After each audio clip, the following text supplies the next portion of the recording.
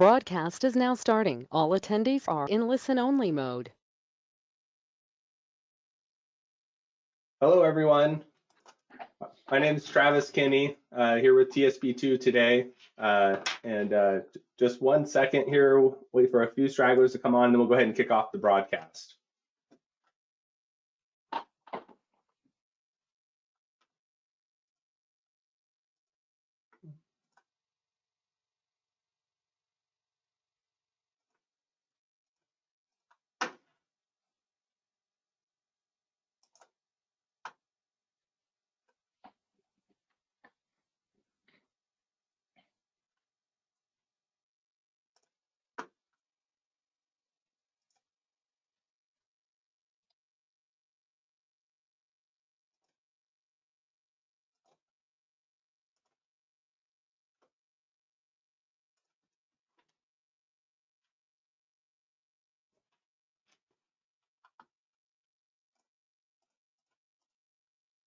Okay, well, we're a few minutes past now, and we have quite a few folks on the line and a lot of material to cover. So let's go ahead and kick off this training.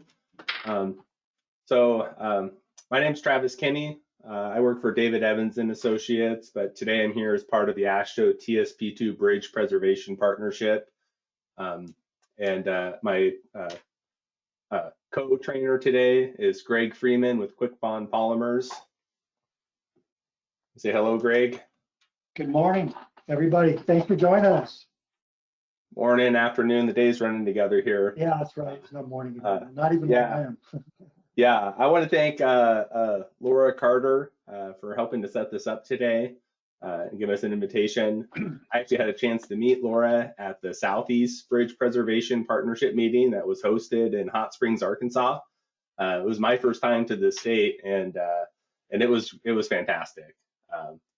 Great people, good food, and some beautiful spots. I'll admit that I had never heard of a bathhouse before until I went to that national park and got educated and saw some cool buildings and stuff. So a couple of housekeeping things. There is a chat pod and a question pod, kind of a window off to the side there. Feel free to type in questions throughout the training if you have anything that comes up or that you'd like more information on later. I'll take a look if we have time and answer those at the end. Or if Greg sees something, he can definitely interject and help pull that in. This recording or this training is being recorded today, and that can be made available shortly after the meeting. We will go ahead and send out continuing education credits for those of you that need to document those PDHs for professional licensing. Those get sent out through Michigan State University and get automatically sent out at the end of the meeting. All attendees are in listen-only mode. Typically with a larger group, it just kind of works better, right? So you don't get that person that forgets to hit on mute. So apologies that we don't get to have a little bit more direct interaction, but please do feel free, and I encourage you to use that chat pod or the question pod for anything you have. So an overview is the key word here. Is we're going to cover a lot today, and it's kind of on purpose. The intent is to give a kind of a high level run through of bridge preservation and all the different components that go into it.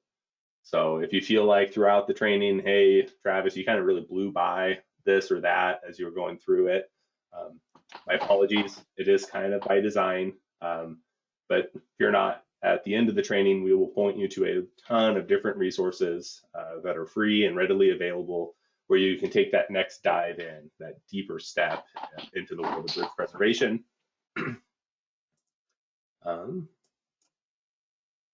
Okay, so overview. We're going to go through what TSP2 Bridge Preservation Partnership. You know, why are Greg and I here today to talk about this, and what's the organization that sent us?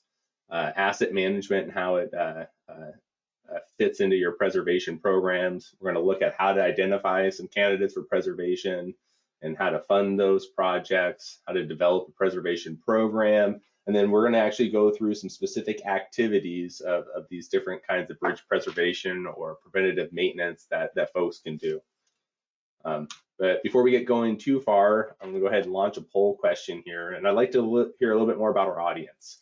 You know, so go ahead and get this poll launched, and let us know, what is your primary function in your position? Are you someone that's looking kind of that long range plans? Are you someone that's doing that program manager position? Are you a crew leader, or are you a crew member? And we'll have content in here that will kind of help address or provide something useful for everyone on. So we'll give it just a minute for folks to go ahead and put in here.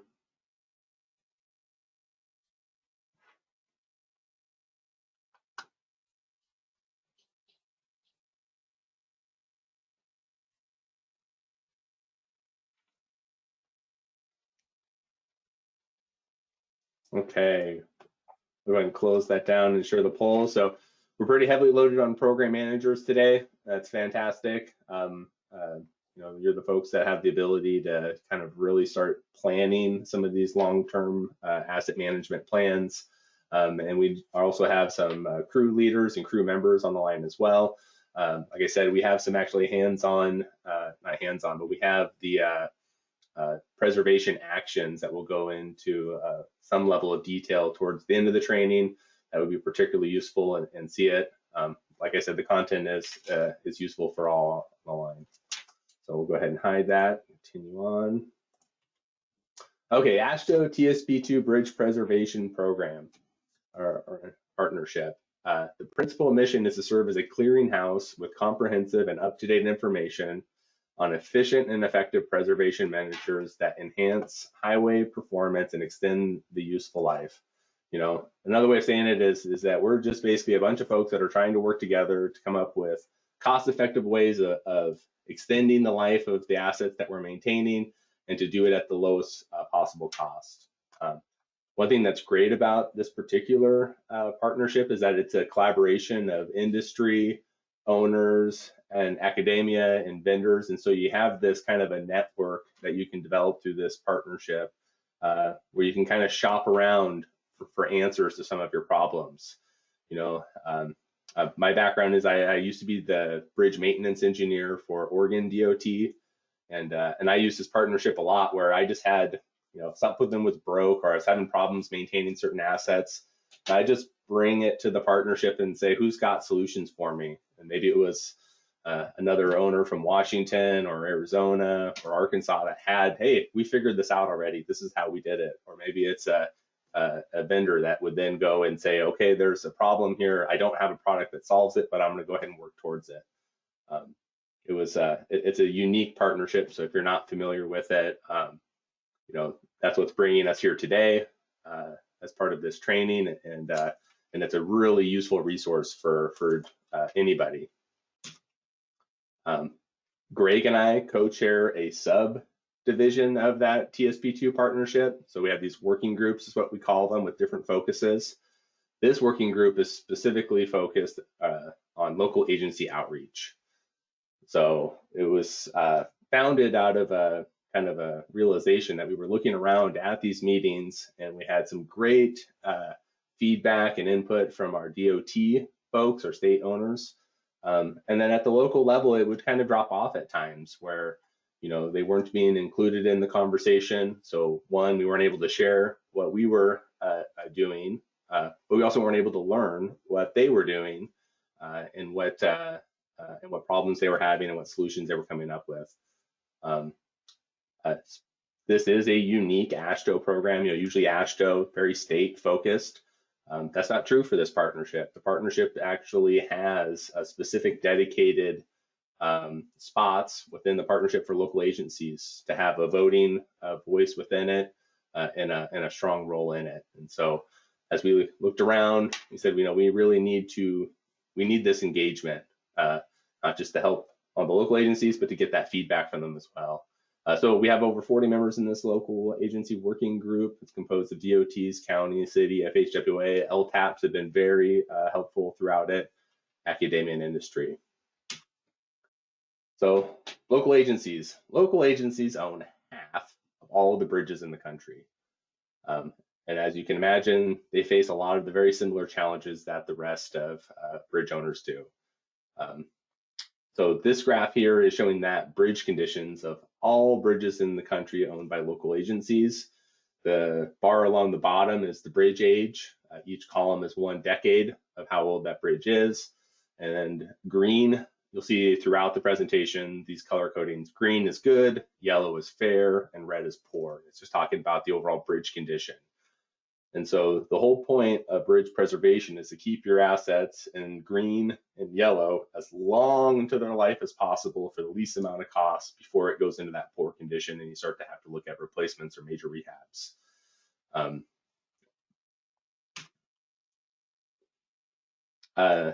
This is a printout that I'd like to show just because it kind of shows just how diverse the population is when you talk about local agencies. The more that we've engaged and learned from local agencies, the more we know that one size does not fit all. So this chart shows all the different local agencies' total number of bridges by state. So Arkansas, there's over 5,000 local agency bridges. That is a very substantial number, but you can just see the diversity here, right? You have some of these other states that have almost 20,000 bridges, and then you have one state there that has 11. My apologies, I didn't actually pull off which state that is, but that's a wide range to just call local agencies, right? Put them all into one group of locals. There's a lot of different challenges and sizes to those programs. So specifically Arkansas, this is a map showing all the different bridges owned by local agencies in Arkansas. 2,700 of those bridges are in good condition, and you can see, it's a pretty dense bridges throughout the state. So you have a mix of green, yellow, and red bridges. Your good, fair, poor. Not like a big grouping just in one spot or the other.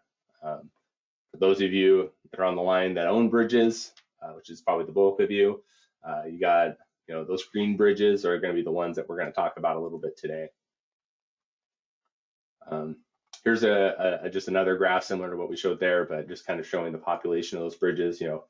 Relatively half of the total bridge inventory in Arkansas is in good condition. And then 44% in fair, only 5% in poor. I'll say that, these distribution of bridge conditions varies significantly across the different states. But having 50% of your bridges in good condition is actually a really good place to be starting from today and moving forward. So I'm from Oregon, and I'll admit that in Oregon, the green bar is really tiny, the yellow bar is huge, and then you have the red bar is kind of similar on this one, and it's a different population to manage.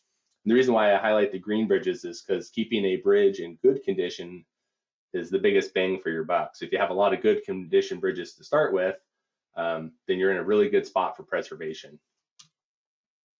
One thing that may be a little challenging, I was surprised when I pulled this graph. So this graph is again Arkansas local bridges, and you have by year that this was pulled, and so it goes back into the early 90s and then up to 2020, and you can see that there's a big uptick from the very beginning of this graph to here, where you have a lot of bridges in green and a lot of bridges in yellow, and the poor condition bridges have stayed relatively at that similar level throughout the years. The thing that's most interesting for me is most states, when you see this graph, it stays relatively, the total number of bridges doesn't change a lot, but that's not true for Arkansas.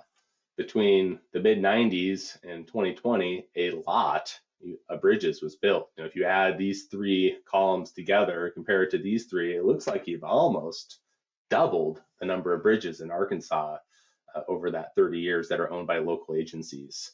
So that means you have a big inventory growth that you now have to maintain.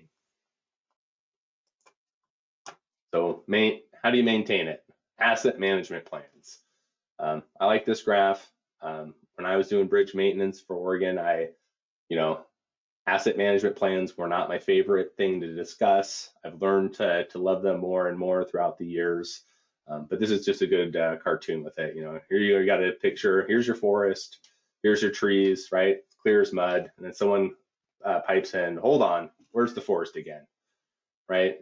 Sometimes we get round up in these plans and we have a really hard time of figuring out, well, what does it mean to my day-to-day activities and where do I start?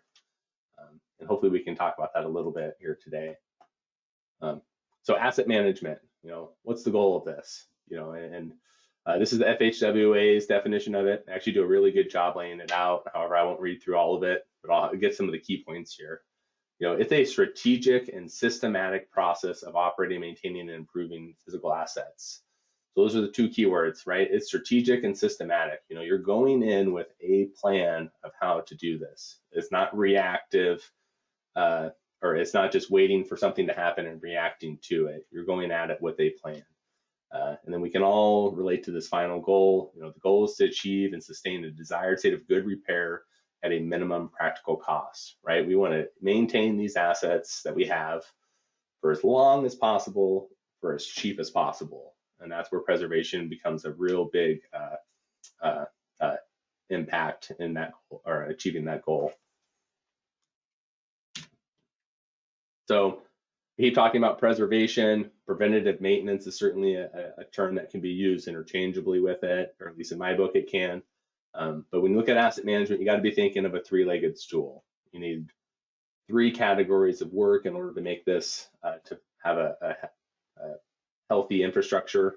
So you're going to have replacements, right? If your bridge is in really poor condition, preservation doesn't make sense anymore, right? It needs to be replaced. You have a kind of an in-between category here of rehabilitation, where these are going to be your larger scale projects that are going to go and take something from a fair or even poor condition, and you're going to go through and really touch a lot of that bridge. You're going to bring it back into good condition, and you're going to go at it with this strategic plan of, I'm keeping this bridge for a long time, right? You're not going to rehab a bridge that you want to replace in 10 years. You're going to rehab a bridge you want to keep for another 50. And then there's preservation. Preservation is basically just the desire to keep that bridge in the same condition for as long as possible, right? Preservation isn't intended to significantly improve the condition of a bridge. It's just really there, like, let's just keep it where it's at, right? And that's why good condition bridges are great candidates for that. So a little bit more in depth, let's run through the three categories. Bridge replacements. These are typically the most associated type of work with bridges, right? You take out an old bridge, you build that new, nice, shiny bridge that's wider, it's longer, it's to modern standards. You have a ribbon cutting ceremony, right? It's an exciting activity. And as a bridge owner, when you take a bridge from poor condition, you knock it down, you build a new one, you get it into good condition, you see that immediate change in your bridge inventory, right? These are your bridge replacements. That process of waiting for the bridge to get in worse condition, in really poor condition, knocking it down and replacing it, something we would typically call worst first approach, right? If you have a limited amount of funding and you look through your inventory and say, okay, I have enough money to replace one out of my 4 really bad bridges, we're going to replace one of them. And then the next year, we're going to repeat the same cycle. All of your money goes to just that worst bridge, right? That's your focus. That's your desire. You get that one uptick every year. The problem is there's just not enough money to go around, right? We don't usually, when we're looking at this worst first approach, or the replacement cost is so high, you just can't spread it around very far, right? You put a huge hunk of your entire funding program into that one project. And then they're really disruptive, right? When you're replacing a bridge, depending on the traffic volumes that you're dealing with, can be a real impact to the public in that area. You might have to build a detour bridge, and it's a higher cost. And then assuming that there's not funding to replace every bridge you want, then it leads to this long lead time where you're having to maintain this bridge for a long time as you're waiting for that funding to come through, waiting to be the worst bridge on the block to get that funding selected. And just a quick background, Greg and I have given this training quite a few times now across the country. I've yet to have one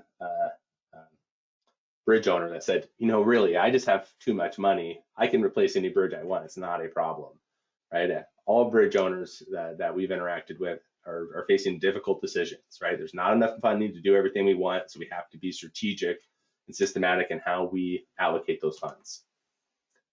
Okay, that next level down, bridge rehabilitation. So these are usually large-scale projects required to restore the integrity of the bridge.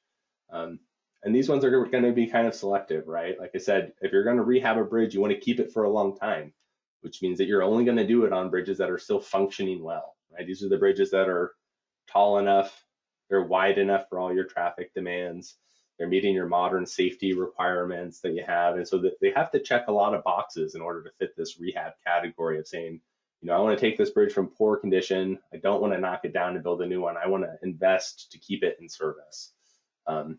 Often the cost of rehabilitation can be high enough that you start to look, that a replacement starts to look really desirable. And you'll see some of these where they'll just defer all maintenance. Say, okay, well, we can't really preserve it anymore. It's not at the point of having to be replaced. We'll go ahead and let it continue to deteriorate until it does meet that criteria for a full replacement. All right, bridge preservation. This is the least sexiest of all the different activities. You don't have ribbon cutting project or ribbon cutting ceremonies after these projects. In fact, nothing changes. The whole point of preservation is it just doesn't change, right? We're taking a good bridge or a bridge in fair condition, and we're just keeping it there for longer than it would have if we didn't take those actions. So I really didn't sell that very well, right? Like that's like, well, why are we here talking about preservation today? Well, it's because it's the cheapest of all possible actions. And we'll run through some scenarios of that here coming up. When I'm comparing preservation to rehab or replacements, I think the bridge deck, it makes one of the best comparisons for those different categories. And I say that because the bridge deck is the one that the public tends to care the most about, right? It's what they drive on and what they see. If you have big spalls and rebar showing and potholes and they're chattering their teeth as they go across your bridge deck, you might hear about it, right? They might call and complain. Other components on the bridge, as long as it's still standing, they may not really care about. In addition to being in the public's eye, bridge decks are your highest value component on your bridge, right? These are expensive. They're a lot of surface area. They're also subject to the most the most wear and tear, right? You have your traffic directly on it. Have your exposure to the rain and de-icing salts and just the contaminants coming from the roadway that want to deteriorate the deck the quickest, right? It's the roof of the bridge. So it's the highest value item and it's the one that's subject to the most exposure. So it's a great candidate for us to look at for rehab or to compare rehab to preservation. So this is an example of a bridge deck rehabilitation. The photo on the left actually came out of one of our Oregon bridges. The bridge crew fondly referred to it as the bombing range, and it's because it looked like a bombing range. It was just patch on top of patch on top of patch. This bridge had got to the point where rehab was, or preservation was no longer an option, right? We had to do something significant in order to pull that bridge out of this condition and restore it. It was expensive to accomplish, and it's destructive. When you look at the image there, you know, you're grinding away a layer of structural concrete and then you're pouring back concrete to replace it. And one of the biggest issues was you know, getting the funding in place for it was hard and took time. And so until it could happen, this was a huge drain on our maintenance resources. They were going out to this bridge all the time doing repairs over and over and over. Hey, Travis, I was going to add, you know, that bridge on the right was supposed to be a small patching project, actually. And what happened is the more they started to remove deteriorated concrete, it just worse and worse. And they just weren't on top of it. They gotten in earlier and maybe done some deck sealing or whatever, they would have never gotten to the state. And they didn't even have the money in the budget to do the types of repairs. It just got way out of hand. So that's another thing that happens a lot of something that, you know, scoped out for preservation project ends up turning into a major rehab project. Yeah, not getting to the project in time can really get you, right? All of a sudden you don't really have a choice on what you do. You just have to do the repair and deal with the funding consequences after. So destructive, significant damage, big rehab project. This is a preservation project. You got a crew out there, they're applying a sealer onto the bridge deck, have just a couple cones set up off to the side, and they're sealing up the cracks in the concrete, and they're gonna keep the water and contaminants out from getting down to the rebar, and it's gonna keep the bridge in good condition. It's really fairly inexpensive to do this. The challenge with selecting these projects is, nobody's calling and complaining about this bridge, right? The public's driving over it. It seems in good condition. In fact, the public might even ask, well, why are you not focusing all your resources on this bridge instead of this one? And we'll continue to hit on the point of why, but the reason is if you focus on these good ones, you can keep them from turning into these bad ones. And with the population of good bridges in Arkansas, that's really a good bang for your buck. So bridge preservation, the benefit is easy to understand but difficult to quantify, right? When I said a bridge replacement, you took a bridge from poor condition and knocked it down, and then in your inventory you had a bridge in good condition. You quantified it. I spent $5 million. I went from a bad bridge to a good bridge, right? It was easy to quantify that. Now, if I go and seal up a bridge deck or replace leaking joints, I didn't really change the condition of that bridge at all. All I did is I delayed how long it takes for it to deteriorate, right? Conceptually, this makes a lot of sense because one project costs $5 million and one costs $20,000, right? And so the cost is there, or the benefit and the cost, but proving and showing the effectiveness can be really challenging. And the effectiveness changes, right? How long that treatment lasts depends on what climate is it in. Is it in a high snow zone or is it in the desert? What's the type of bridge that you're repairing, and what was the condition of it when you applied the treatment? And what treatment did you use? There's a lot of factors that go into really trying to hone in on, how many years did I extend it, for how much money, what was that life cycle cost analysis for the work that I did. And I know a lot of the country and bridge owners are moving towards this route.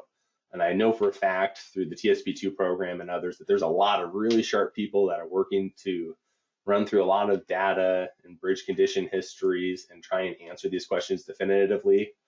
I'll just admit, I'm not that guy. That's not my area of expertise is really hammering down on that. I like to go the other way with it and do a more simplistic and use analogy for it. When folks say, well, exactly how many years did you extend the life of that bridge deck or those bearings by doing your rehab? I explained to them it was low cost. We can all conceptualize the benefit of it, and we can relate it to a car, right? Most of us aren't mechanics or mechanical engineers where we know how our car maintenance affects the life of that car. We just all know it's relatively inexpensive to change the oil. And so we may not change the oil every 3,000 miles, but we know that it's a good idea to change it at least on some frequency, right? Because we don't want to rebuild that car engine, right? Well, changing the oil is doing that preventative maintenance, that preservation on that engine to avoid a very costly rehab down the line. Nobody quizzes the folks going in to get their oil change on, well, it was $35 for your oil change. How many years did you extend the life of the car to see if that makes sense? And it's something that's intuitive to us. We understand it. Similar with washing your car or rotating the tires or servicing your transmission. These are all things that we can conceptually say, boy, this is a really low cost and a really big upside on the benefit on reducing that risk of having to replace my car or one of these components well before the age is than I would have to if I did these activities. And bridges are no different, right? When I say we need to maintain them, you need to clean your bridges, you need to seal them, you need to maintain the joints in them and take care of them, and they'll last a lot longer than if you didn't do those things. So I said the word preservation probably 100 times already. I'm going to say it probably 100 more. Just real quick, this is what I mean when I say preservation or preventative maintenance. These are some of the stuff I'm talking about. Deck treatments, putting something on the deck that's going to help seal it up, seal the cracks, provide maybe a new wearing surface, and just keep the contaminants from getting down to the rebar level. I'm talking about washing the bridge, washing the beam ends, the bearings, the deck, and just getting the debris and the contaminants off. Talking about maintaining those bridge joints so that you don't leak all the contaminants that accumulate on the deck don't leak down below and cause you some substructure problems. Don't rust away our beam ends or damage our bearings. I'm talking about keeping your steel structures painted, talking about patching concrete and asphalt membranes, and the list goes on and on and on and on. But I just wanted to take a quick break to kind of check in with the audience here on, this is what I'm talking about. I use decks often as an example, just because, like I mentioned, they're the high value item, but you can interchange the word deck for bridge joint or for patching throughout this training, and it all makes sense. Okay, so candidates for preservation, right? What bridges do we want to look for that are good ones for us to keep?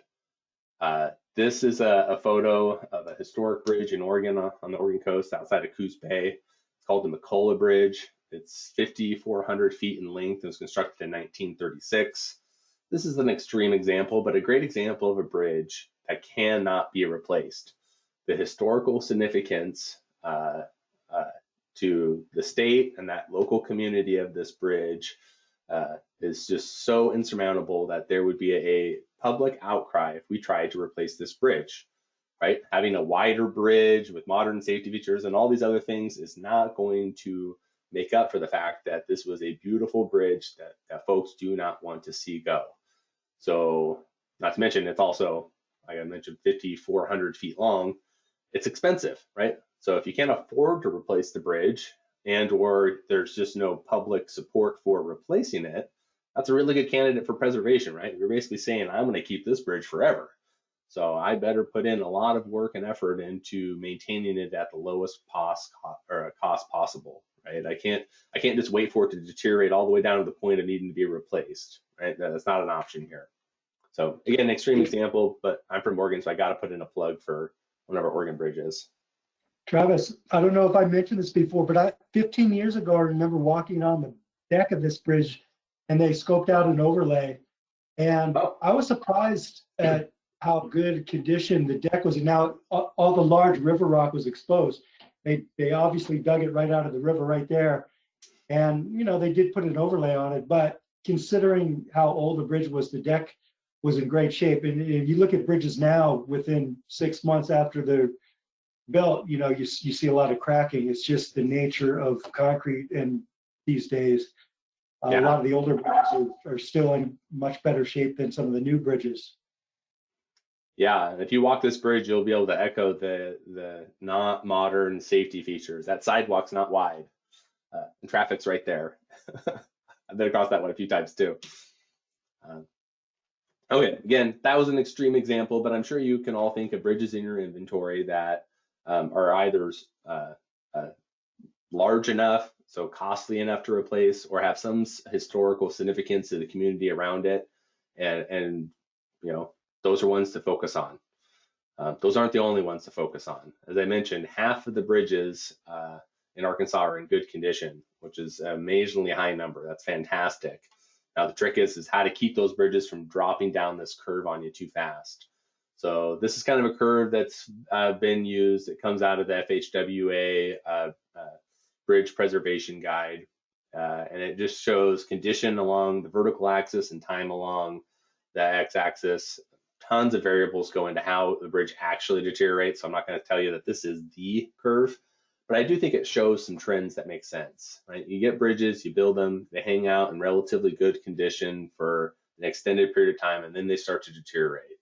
And as the deterioration happens, it ramps up on you, right? As the cracks start, they start letting contaminants in, it starts to accelerate as you get down to that fair and poor condition and need replacement. So what we want to do is extend the time that the bridges are in good condition as long as possible to delay this curve of deterioration from happening. And so if you have bridges that are in good or fair condition, those are really good candidates for looking at bridge preservation. Now you'll see a lot of overlap here, right? Just because the bridge is in fair condition doesn't mean that it needs to rehab. And just because the bridge is in poor condition doesn't necessarily mean it has to be replaced. Right? You can rehab, and so there's overlap, there's judgment that goes into place. But as you're starting to think about what bridges should I be focusing on, you guys have a lot of good bridges. I would start with those and start focusing on what am I doing to keep these in good condition, because you doubled your population of bridges almost in 30 years. that's a lot of maintenance that comes along with that. You know, how are you going to maintain that going into the future? Hey, I want to add something real quick, Travis. You know, if you look, can you go back to that curve? So, you know, bridges are typically inspected every 2 years, but you know, if you look at the deterioration of the deck, you don't really notice much until the inspectors pick up on something that is substantial cracking or delamination if you think of the deck or it's falling. You know, when the inspector finally picks up on that, it's already happening. You know, most of the early treatments, like early crack sealing and early deck sealing, are the most cost-effective activities. And if you can get in there before you really start that initiation of the corrosion process, you can drag that curve out in the early phases, and then you don't get that exponential drop as much. And I wanted to mention that. Yeah, thank you, Greg. How do you find your good bridges? So many of you probably just know your bridge inventory. As we've been talking, you can probably think, oh, there's that bridge on 2nd Street and the one on Main. Like those are the ones I'm looking at. For those that aren't really familiar with your bridge inventory, you know, don't worry. The FHWA requires this National Bridge Inspection guidelines for all bridges at least 20 feet and longer in length. That's your MBI bridges. Those are the same bridges that I referenced before in the training. Those are only bridges that were considered part of that National Bridge Inventory. That's the repository I pulled that from. So if you were thinking, hey, I have more bridges than that, you very well may. They just may not be 20 feet in length, and so they are classified as a non-NBI bridge. But for all the ones that are at least 20 feet and above, there's data available. It is required to be looked at and inspected on a 2-year cycle. All that data goes into this, into either if you have your own asset management plan to look at. There's also the data goes on to the FHWA website, which is InfoBridge. That's where I was pulling data from, and it's publicly available to anyone to start pulling and looking through. If I have time, I'll show you the website here before we log off. But you can start searching through that. You know, where are my good bridges? What are my fair? What are my poor? Element level data is also now being collected on bridges. I would strongly encourage getting down that next step of not just saying, well, my superstructure is in good condition, let's go with that. You know, look at it. What in your superstructure is having is starting to show signs of defects, or what are you trying to systematically get ahead of before the defects show up? And start looking at that, you know, at the girders, look at the bearings, and start looking at the pieces that build up that NBI rating. Developing a bridge preservation project. You know, once you find the bridge that you want to work on, and you're looking to make that next step of let's get something together. One of the first things to think through is, you know, are you going to do this in-house? You have forces with your maintenance crews that you can do this with. Are you going to need to contract it? I will say that a lot of the preservation actions that we'll touch on throughout this or later in this training, you know, they're not particularly skilled, or they don't require a particular skill set to do. You can pull together a crew and make it happen. You can train them. Suppliers are often willing to help with that training of it.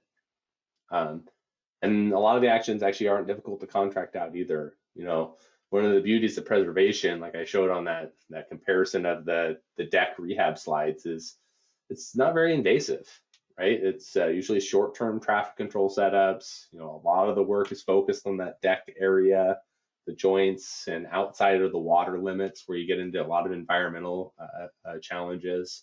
And so whether you're doing it in-house or contracted, it's doable, just something to think about. One thing that I learned through contracting was bundle. So we'll just use a bridge deck epoxy sealer as an example. If you have a 5,000 square foot deck, it might only be $2 a square foot to put that on. So that's $10,000. If you put that up for bid, depending on how busy your contractors are, you might end up getting bids that are much higher. I called it the vacation house bids when I worked at Bridge Maintenance. It was, I don't really want to do your small project, but if you pay this marked up price, I'll make time for it. The way to avoid that is bundle stuff together. Look for similar work, look at your bridge inventory, and grab a few bridges together to make it a more sizable contract that would attract bidders. Yeah, the other thing with that, yeah, I was just going to add, a lot of the industry partners in the TSP2 program, but even just industry folks in general, are happy to come out and teach your crews how to use their products or technologies. And often, you know, you might not recognize that, but if you reach out, you know, I'm sure that you'll find people that are happy to show you how to use their products properly as well, not just throw them in on the ground. Or...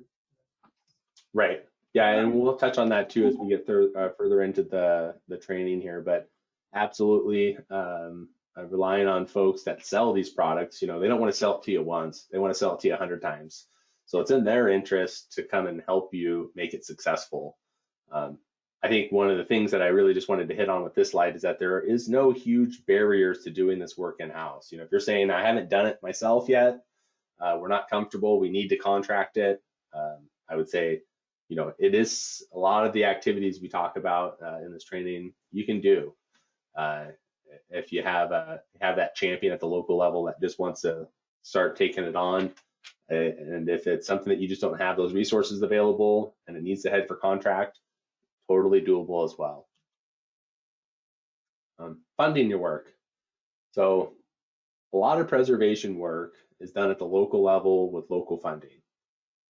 Part of the reason for that is there's just not, you know, the flexibility with using your own funds, right? There's no restraints, there's no larger selection process you have to go through to make this happen.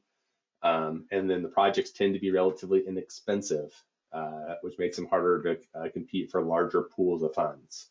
But with that said, FHWA has said we want our funds available for this preservation work. You know, the moving, starting with MAP 21 and the FAST Act, it lists a long list of preservation activities that are eligible for federal funds. So if you're thinking to yourself, boy, we don't ever get our hands on federal funds for this stuff, it's not because FHWA has said we don't want to fund it. It's likely because of other factors and how those funds get allocated at the state and local level. But one of the things they did that was fantastic is they helped us define what is eligible and what are these preservation actions. And it's a long list. So these all come out of the FHWA Bridge Preservation Guide. It's a very useful document. I can't remember, I think we might have a link to it in here. If you just Google FHWA Bridge Preservation Guide, you'll find it. Unlike most guides, it's relatively small. It's a small document that's highly useful.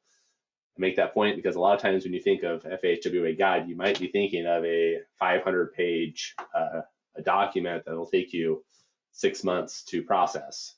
It's not the case. It's probably 20 pages and it provides a lot of useful information that comes with that FHWA stamp of approval on it.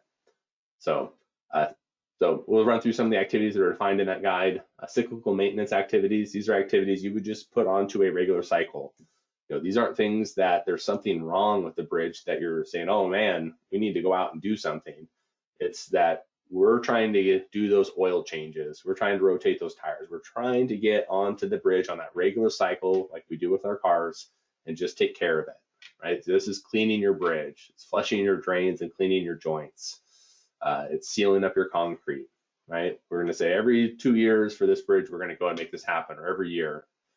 There's a long list of condition-based activities as well. These are things where you are actually responding to an issue that you're working towards. So drain repairs, joint seal replacements, you got a leaking joint, deck overlays. You know, I'm not going to read through the whole list, but you can see here it's long, right? The list is getting long here. We got seal member repair, spot painting, movable bridge machinery is even listed in here.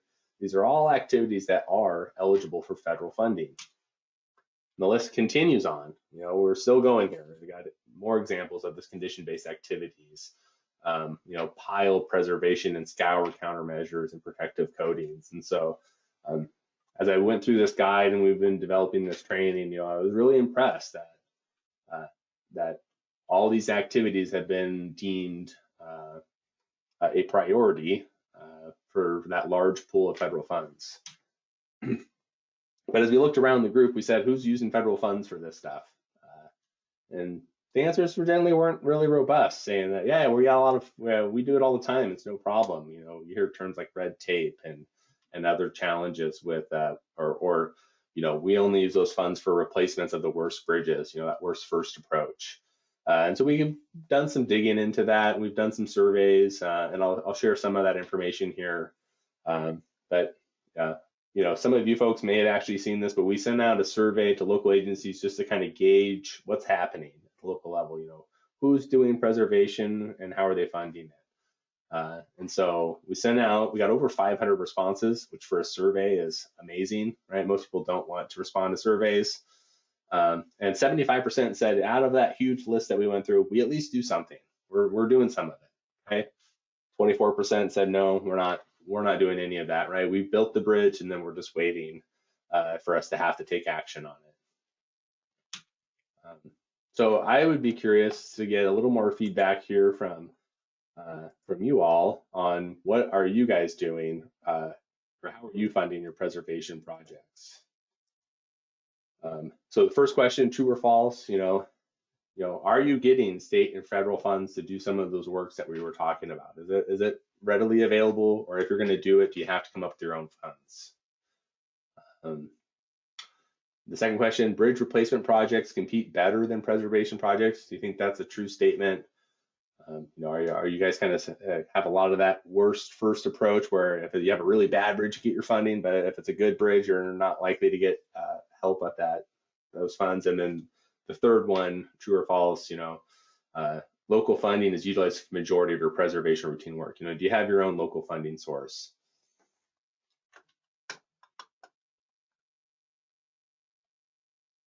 I'll give you guys just a couple seconds. Thanks for indulging. I know poll questions aren't always the most exciting part of a training, but gives us a chance to check in.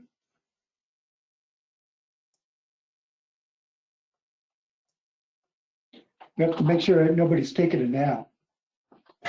Is that what it is? This is our nap check? There we go. Okay, we'll go ahead and close that and share it. Thank you for those that participated with that.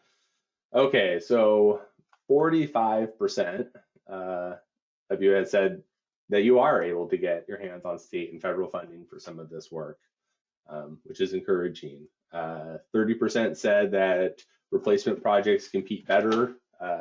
Some are saying that the worst first approaches does tend to lean that way, and that's common throughout the country.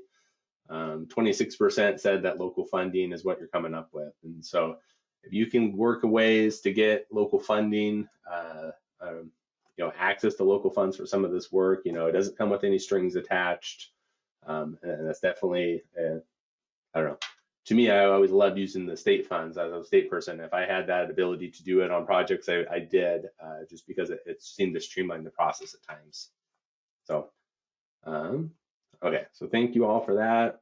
Continue on, and see how we stack up against the rest of the country. So pretty close, you know. So 30% when we asked the larger pool said we're getting access to federal funds for this work. A little bit more said, hey, we can get to the state funds as well. So a little bit under what we kind of surveyed from this group, your 45%. 33% said we're using our local funds, and so you guys are right there in the wheelhouse with that one as well. And then this is just a graph that shows, you know, when we asked that the group of folks on how you breaking out your funding, right? You got your whole bridge program funding, how much goes to preservation? And you see some folks said, hey, we're putting it all in. You know, everything that we have, this is the work that we're funding. We're not funding those replacements or rehabs. And then you go down to 0%. I'll say there's not an answer here that's right. It all really depends on your bridge population. You know, the more good bridges you have, the more it makes sense to spend more on preservation. If you were a rare case where you didn't have one good bridge in your entire inventory, well, unfortunately, you're at a point where you've missed your opportunity to do your preservation, and that's just where you're at. But I think most of us have a fairly wide range of bridge conditions, and we can usually find a distribution of work there. So, okay. So funding availability, you know, all the federal funding is available for preservation. At times it becomes challenging. And even state funds tend to go towards rehab and replacements at times. and replacement or rehab projects tend to be prioritized over preservation. That's kind of that summary of what we pulled up from that national survey.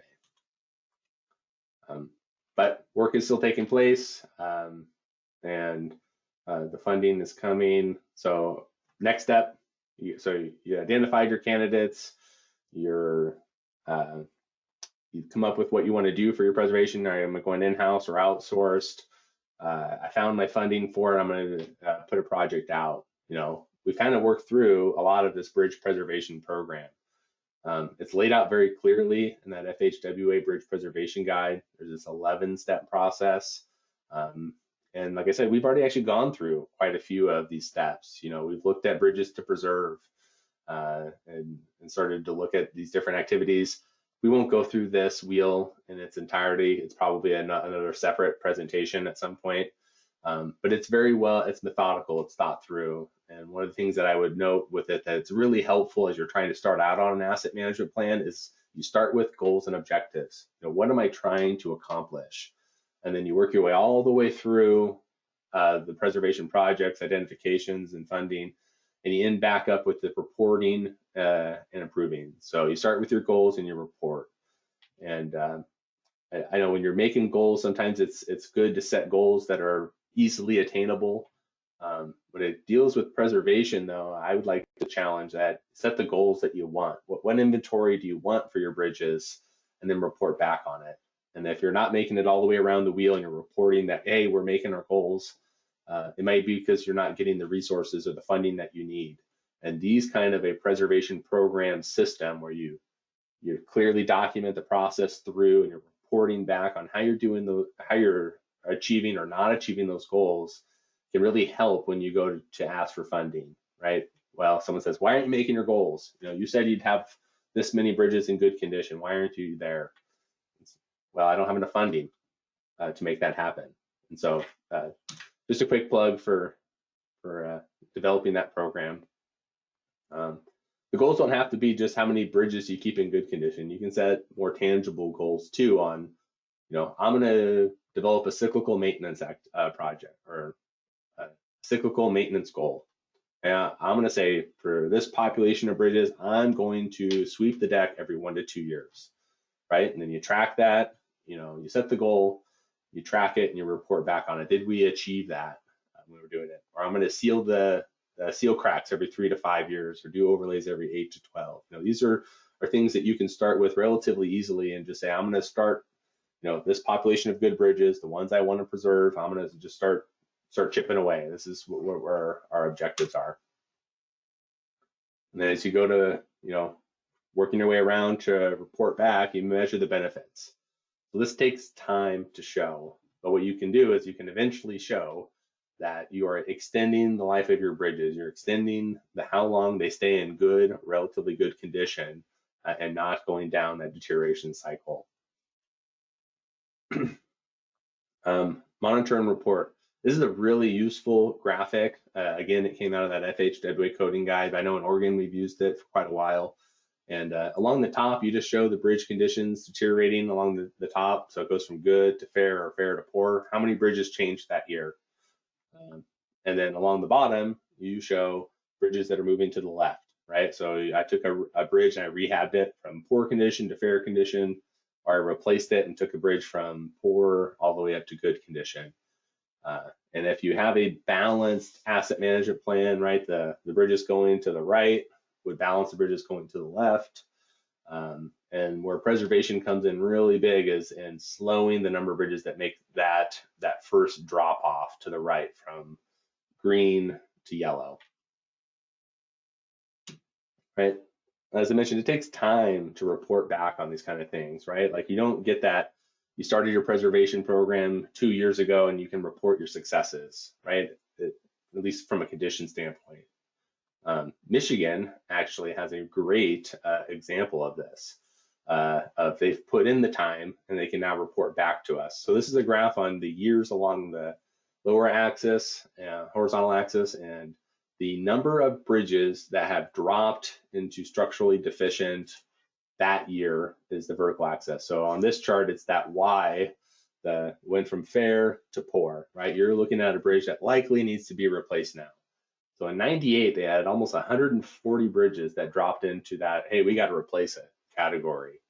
And in 98 is also when they passed the gas tax increase. As part of the gas tax increase, they said, you know what? We have got to slow this trend. 30% of our program has to go towards maintenance and preservation. So they're recognizing, hey, we have so many bridges coming into poor condition, we can't keep up. So they didn't pass the gas tax and said, okay, here's one way to start plugging some holes is you just put all the money and replace a few more bridges every year. They said, no, you have to carve out some of the funds and do this other type of work instead. And then they tracked it over time. And as you can see, as they developed their maintenance and preservation programs, the rate that these bridges fell into poor condition slowed substantially, kind of balanced out there in the late 2000s, and they just fit a curve to it to kind of show their success with that. Okay, that was a lot of asset management talk. Let's run through some actual treatments. What do these things look like? What are activities you could start either contracting or doing in-house and making a difference on your inventory? So I promise, last poll question, if you're going to do some of these projects, are you likely to do it in-house or are you likely to contract it out?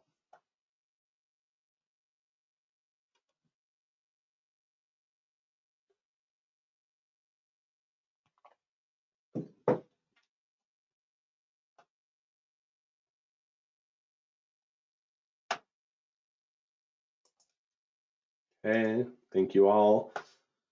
So about a third and then 2/3, right? A third saying we're going to start tackling stuff in-house, and then 2/3 are likely to contract it out. Like I said, there's these activities are very conducive to both. For those that are contracting it out, I would just strongly caution, think about your current bidding market with your contractors, and make sure that you're bundling the work in a way that makes it desirable. If you have a lot of work taking place above the bridge deck, bundle that work together. If you have other stuff that are really getting down into the water, doing scour repairs and those kind of things, it brings a whole different kind of animal to it. And you might try and bundle those stuff together. But either way, make sure it's of a size that fits your bidding market. If there's not a lot of work out there, then you probably get good bids for anything. But if they're busy working on stuff, make sure your preservation work doesn't get those vacation house bids. So one of the first and most simplest activities we can do is clean your bridge, right? Clean and wash it. Flush and wash. Washing reduces the potential for chloride intrusion in the deck. It really helps extend the life of those joints and bearings by allowing them to move freely. And it can extend the life of steel coating systems, extends the life of concrete. It just really kind of helps reset that clock by cleaning the bridge off. The things you slide in advance, Travis. We're still on the poll. You're still showing the poll. Oh, thank you.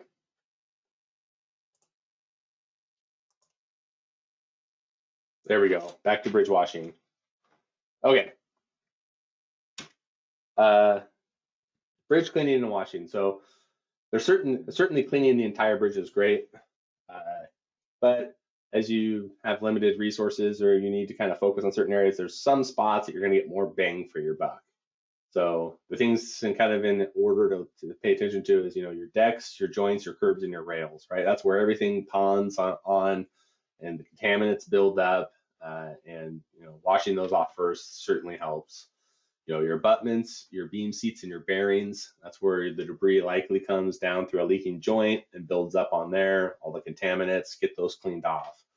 Not only does stuff come through the leaking joints onto your beam seats, but it also makes it on your beam ends. Certainly trusses and end diaphragms, these are all the spots that really accumulate debris and are worth focusing on. Some things to consider. Here's a nice bearing or a planter, and just turning the fire hose to this is probably going to be outside of some federal regulations. So I would say the first thing, if you want to start a bridge washing program, is get together with your state and federal regulators and discuss it with them. Explain this is why I want to do it, and work through the requirements that you need to do for the washing. Some of the best practices that we've seen is, sweep and collect the large debris first, flush during high water flow times to minimize environmental impact, and clean on a regular cycle to avoid, buildup that looks like this, where you have to do some hand cleaning of it. I would say that this bridge washing is a great example of the TSP2 partnership and how we share information. Nobody was washing their bridges, and it was because the environmental regulations along with washing the bridges was, cost prohibitive. It was contained 100% of the water coming off. And so you can do that on your bridge deck. That's not such a big deal. But as you get underneath the bridge, you're washing off a beam seat. Like, to contain all the water from this is crazy. Like, that's just so much work. You couldn't do it. And Washington DOT thought the same thing. They said, this is nuts. How can we wash our bridges if this is the requirement? And so they followed these best practices, and they actually funded a research project. And they said, hey, if we do this, we do some reasonable hand cleaning, and we flush during high flow times. You measure upstream, you measure downstream. If you can tell a difference, then you're right. We just won't wash our bridges, right? We understand. Well, they didn't find anything, right? They said, oh, that's not so bad, right? You're doing these best practices, it works. So Oregon grabbed that document. It was shared around TSP2, and others did, and folks now have washing programs where, we all said, hey, look at this research, right? Just because they haven't allowed it before doesn't mean you can't do it in the future. And so just something to think about. Concrete sealing, we've touched on this quite a bit.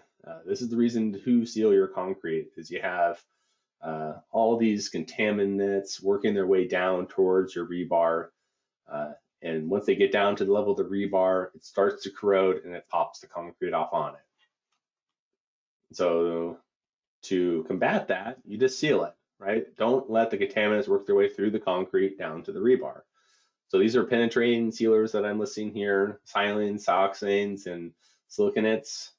These actually are, they penetrate into the concrete, and you can see they're installed, with low-tech equipment, right? You got a spray bar and a trailer there that's pumping it down onto it. There's certain rates that you want to work for or work to achieve, and certainly if you're contracting to get a specification, there's lots of them out there from the DOTs that would be willing to share, or even the manufacturers often have sample specs that you can work from. But the whole goal of these is that they actually penetrate down and they get absorbed into the concrete and turn the concrete hydrophobic. So these aren't really a crack filler, but what they are is a repellent. So they just keep the debris from, or the contaminants from, working through the concrete.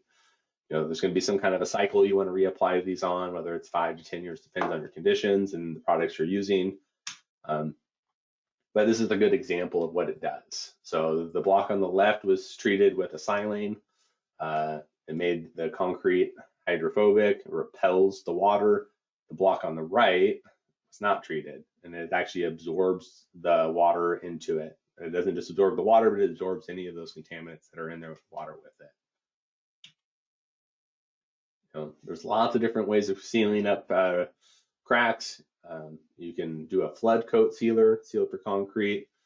You can see, again, fairly low tech. You got some 5-gallon buckets. You got someone working it into the cracks to refusal with a push broom. And it's filling in those cracks and limiting the ability for water and contaminants to get down to your rebar level. Again, this is the stuff where when your bridge deck looks like that one I showed way back towards the beginning of the training with all the patches and extensive cracking, that's not going to work anymore, right? You've missed your opportunity to do this treatment. This is the treatment you want to do on those decks that see that early age cracking. Greg mentioned it earlier, a lot of bridge decks with these high performance concretes crack a lot really early in their life. But they're brand new bridge decks. And so a lot of people are like, it's brand new, I'm not going to worry about it. I would say that that's actually the best time to come back and say, okay, we're going to seal this up, seal up these cracks, and really extend, keep those contaminants from starting to build up into our concrete and our rebar, and extend the life of the deck. Yeah, Travis, I was going to add to that is probably one of the most cost-effective ways to extend the life of your bridge deck. I mean, the products themselves are not that expensive. They can be installed with your own forces. And the thing is, you're going to get more bang for your buck if you catch it. If you train your inspectors to look for early signs of cracking, or even the silane treatments, put those on right away, and you're going to get more bang for your buck being aware of, doing this stuff very early on. It's going to, save you a lot of money down the road. Yeah. So you can seal the concrete. You can also overlay the concrete, right? There's lots of different overlay products that are on the market out there that create a impermeable or ultra low permeability barrier on the top of your concrete surface. They provide a protective, durable, skid-resistant wearing course on top of a concrete deck. These are thin polymer overlay systems that I'm going to talk about here. Again, installed on bridges that are in good condition, they really extend the life of the bridge. As you start to work on bridge decks that are in less of an ideal condition, you start to have a lot more contamination already in them. They become a little less effective, or maybe have a shorter lifespan than you would otherwise. But this system is going down here. Again, you have squeegees being placed. Let me go to the next slide. I think it shows it a little better. So it's similar. You have an epoxy or a resin that's being placed onto the deck into a particular thickness with squeegees there. And then you have crews that are broadcasting aggregate into that resin, and it sets up, and then they do it twice. The costs are really low compared to other overlays. These are things that could be installed easily with maintenance crews. I've even heard of a champion at the local level, right? He had a couple bridges and he wanted to start doing these overlays to protect them, extend the life of them. And he had literally no crew. He got like a grant, I think, for some of his funding. And he ended up hiring, working with the convict crew, got them out there, worked with the manufacturer. This is how you install it, put it down, and sealed up his bridge decks without even a crew or a contract. It was quite impressive. They can be installed relatively easily. And then this shows like the left side versus the right side. It doesn't take long to set up. The resin setups up and can be reopened to traffic. It's done in 2 lifts. The first lift, it goes down with the resin and then broadcast aggregate, and then you kind of sweep up the extra aggregate, and then you do it a second time. So put it down another layer of resin, another layer of aggregate, sweep up, let it cure for a little bit, depending on the product and the temperature. But think you can do this stuff in short 8-hour window closures. The whole thickness is only like 3/8 of an inch. So this isn't a thick overlay when you're all said and done, but it is that, like we said, impermeable barrier that really helps keep your deck in good condition. Asphalt. Asphalt does not protect your bridge deck on its own. You need something to go with the asphalt in order to keep the water and the contaminants out. In fact, asphalt's almost like just a big sponge on top of the bridge deck that helps hold that moisture on it for even longer. There's a lot of products on the market that go along with the asphalt to create that waterproofing membrane. There's split spray applied membranes. I always kind of think of like with a Rhino truck liner kind of a thing. There's polymer membranes that are more like an epoxy, where similar to what you've seen in the previous slides for that thin bonded overlay. And there's fabric membranes. There's mop applied membranes. I mean, there's a lot of different systems that are out there to try it, but they all have the same goal: seal up the concrete to keep the water contaminants out. Probably one of the easiest systems to install would be these fabric roll-on membranes. Here's just an example of one of those being installed on a bridge deck. You can see they just get rolled out. You overlap your seams so they get sealed up. This one comes with an adhesive backer on it, so you can see the crew worker at the top pulling the adhesive backing off. That'll end up getting rolled down tight to seal up the seams there. Relatively inexpensive, but just something asphalt's not enough. You gotta think about what are you doing to seal up the asphalt with. Joint systems, joint repair and replacements. All joints have the same intended purpose. They're to allow your bridge to expand and contract under those thermal cycles. The point so the joint needs to be there to allow for the movement. Keeping it watertight is advantageous for everything that's below the joint so that it doesn't get contaminants and rust and spall away on you. This is a quote from one of my maintenance buddies here in Oregon, but he defines a bridge joint as a mechanical device in a bridge deck designed solely for the purpose of making a bridge maintenance worker's life miserable. So joints tend to take a bad rap at times in the world of bridge maintenance because there's a lot of different products out there, and just maintaining them, keeping them clean is challenging.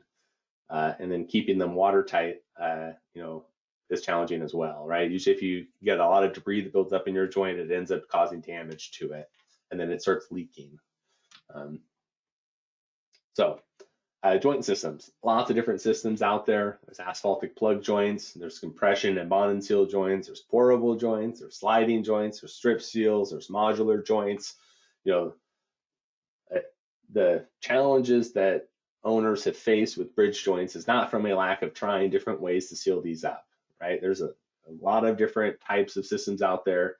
And what I would say is one system probably doesn't fit all applications. And so if you're not sure with what kind of systems you guys have used in the past, reach out to others in your area and see what kind of successes they're having and what they're doing for maintenance of those joints. That would be one thing I would put a plug in on behalf of the joint manufacturers, is that folks complain about the joints leaking, but no one really has, or a lot of those folks that complain about the joint failing don't have a robust program in place for maintaining the joint through its life, right? You're not out there cleaning it regularly. You have things build up and can get damaged. So here's some common things that can happen with a bridge joint. You can have a torn gland where that kind of rubberized seal gets ripped and you have to go out and replace it. You can have a damaged header, which is the concrete or steel right next to the gland on these kind of joints. You can see that in the photo on the right.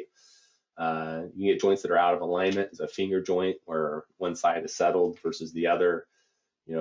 These can create some real problems. You can have, if you have snow plows, it's definitely a hazard for the snow plows. If you even have just traveling public can have trouble with the bump. That damaged header for sure can be a hazard for the public.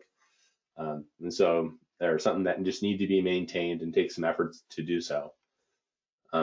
Here's an example of a gland replacement. They're just going through and reinstalling the rubberized joint in between the steel extrusions there to go ahead and keep that watertight down below. You got to set up for your traffic control to make this happen. Locating the proper gland for strip seals can be challenging at times, but I would strongly suggest reaching out to folks in the partnership and industry, and they can track them down.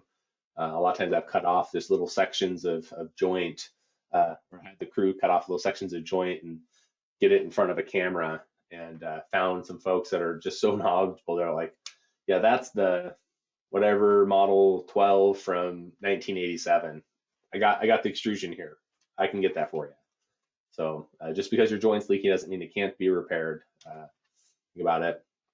These are an example of a pourable joint system. It's relatively simple. Put a backer rod into the bottom of the joint and then do this two-part pourable sealant on top of it.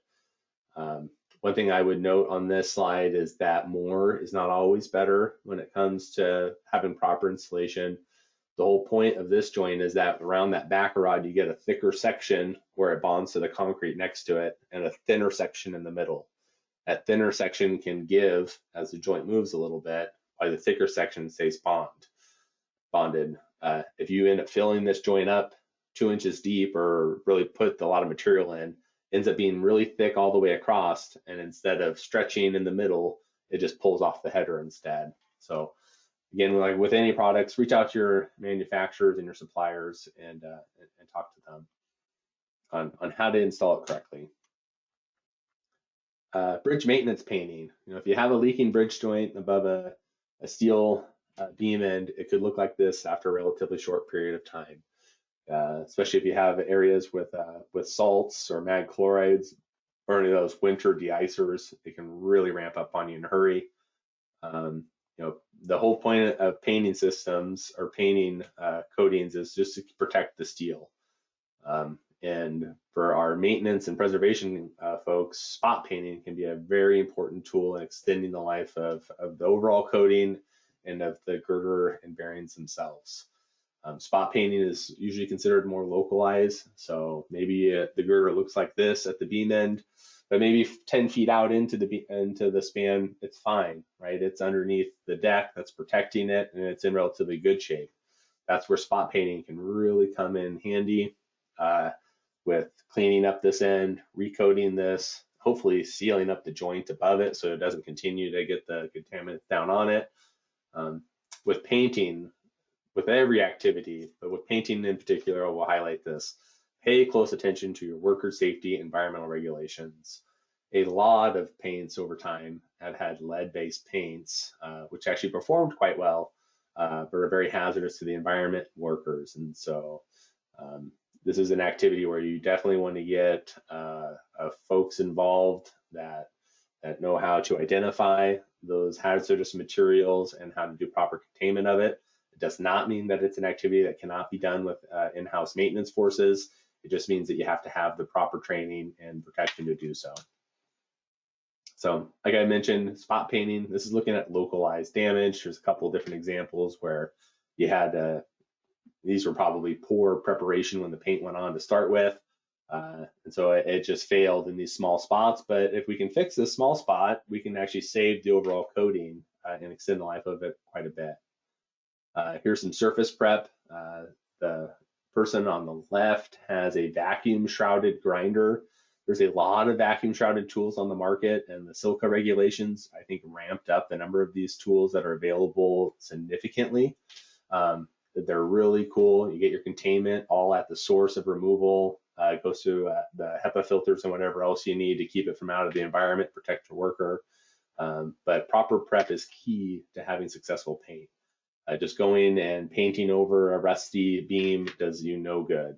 You gotta prep it with a grinder or a needle gun or sandblasting it first to get it all the contaminants off and the rust off.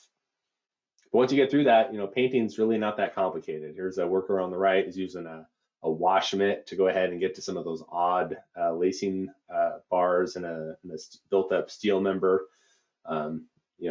It's a really cost-effective way of extending the life of steel. And if you have a steel beam or steel bridge that is not protected anymore, where the paint has failed to rot, you can see it deteriorate quite quickly. And so just putting on a coat of paint can really extend the life of it. Concrete patching. Now, this isn't a good picture because it's a bridge that's probably not a good candidate for preservation anymore, right? This looks more like my bombing range bridge I mentioned earlier, but certainly concrete patching is in the realm of things you need to do to maintain your inventory. And it can be caused by all kinds of different things, right? The reason the concrete spalled off, it could be corrosion, it could be freeze thaw, it could be just the way the loads are going. I've seen trucks catch on fire either on or under bridges and cause some crazy damage. And it could be construction defects. But whatever the reasoning is for it, there's a lot of patching materials on the market. Get with the vendors, get with other crews, and discuss which materials you have available to you. One thing I would say is that different materials perform differently, and that's not meant to say that one is better than all others. It's meant to mean that some set off or take off really quick, high early strength. You have to open it to traffic right away. Those are the products you're looking for. Some materials are much slower at it, but maybe have a little bit better durability. There are some products that are really stiff, that are really rigid and hard. There are some products that are a lot softer in their final condition and give a little bit more flexibility. There's some that are considered structural and some that aren't. There's just a lot of different products on the market, and they have different purposes. And so one of the things I would at least just stress is that if you just have one product that you will use in all scenarios, you may not be it may not be your best solution in all cases, and to consider whether or not you need a couple different products in your repertoire to look at. But whatever you're using, a lot of the things that you're having to consider are going to be very similar, right? You're going to have to think through, well, what are my traffic requirements? How much time do I have? What tools do I have accessible to me? And then, and then think through your demolition and placement. And then regardless of the product, you're going to end up doing similar preparation. A good patch has a saw cut perimeter, that nice clean edge. You have folks going in there chipping from that sound concrete, removing the poor concrete out. This is a great looking prepped patch here where you have those nice square, clean edges there. You have some rebar exposed, so the patch is down into that rebar level. One thing to think about when you're patching is the pH of your new product, your new concrete, and the old concrete are different, and that it can actually cause the rebar next to it to corrode quickly and then cause a spall right next to it. They call it the halo effect because you get one patch, and then you repair it, and then you get patches around that one that spall off, and it continues to grow. What I'm showing here, hockey pucks, these are zinc anodes, or anodes that get tied into the patching material. Fairly inexpensive, easy to install. You can see they're just using tie wires onto the rebar, and they mitigate that halo effect. Chemistry was never my strong suit, so talking through the pH cycle and how this works and how it reverses the current on the bars is not going to be something I'm going to dive into.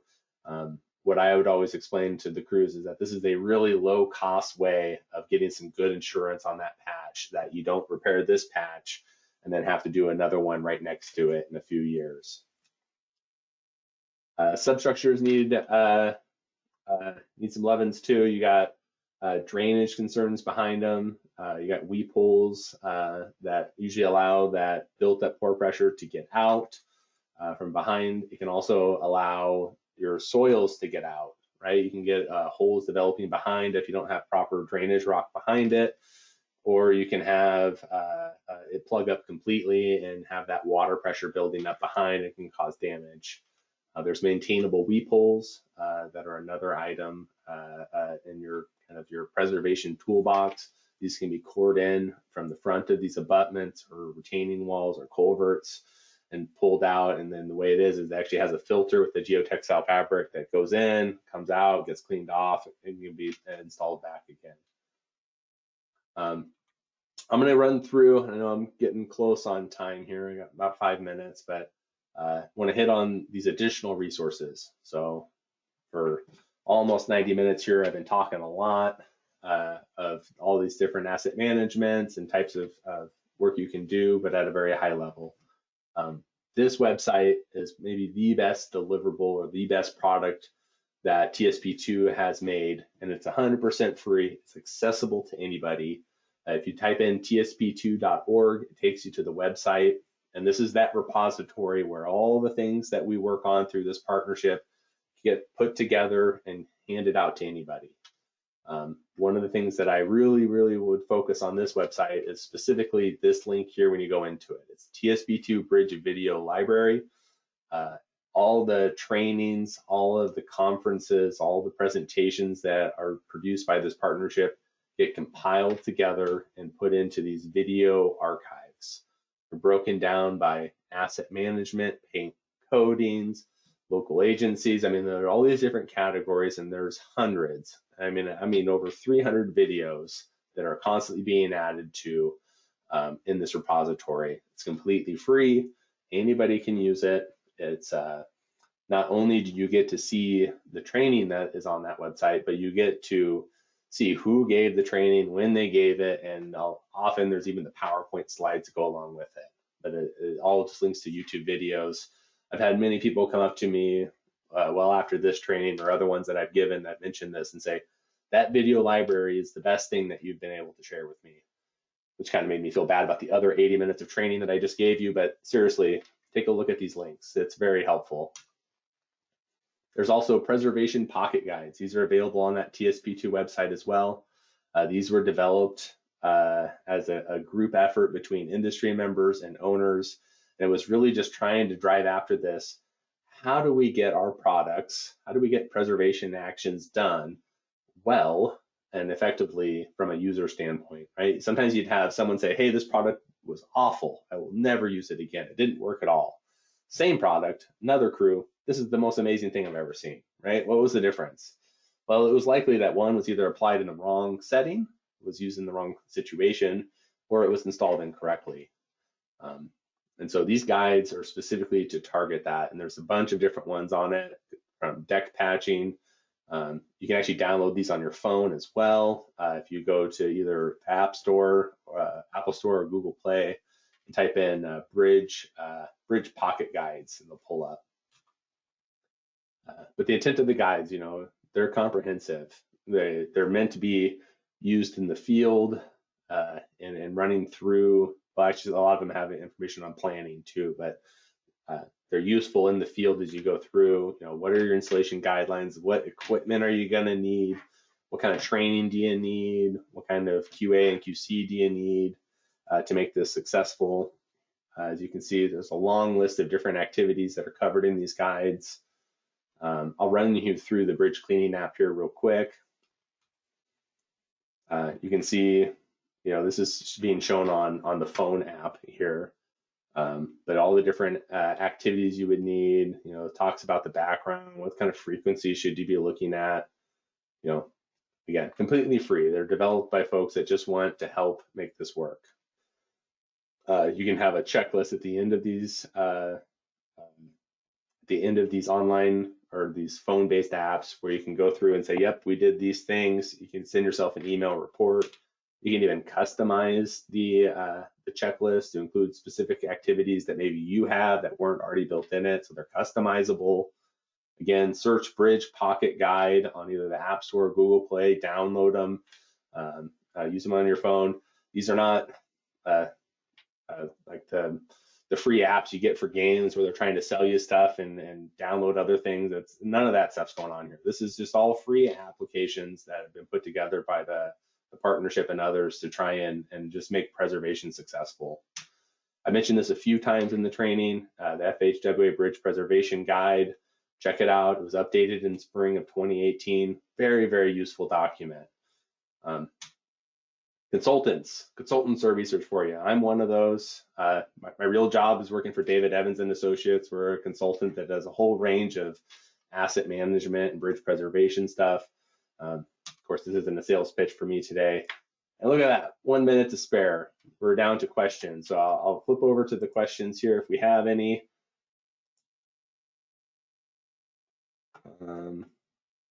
Slide deck available for notes. Yes, we will I can send out the slide deck for you. I think I'll be able to grab your email address later, David, and send that to you directly.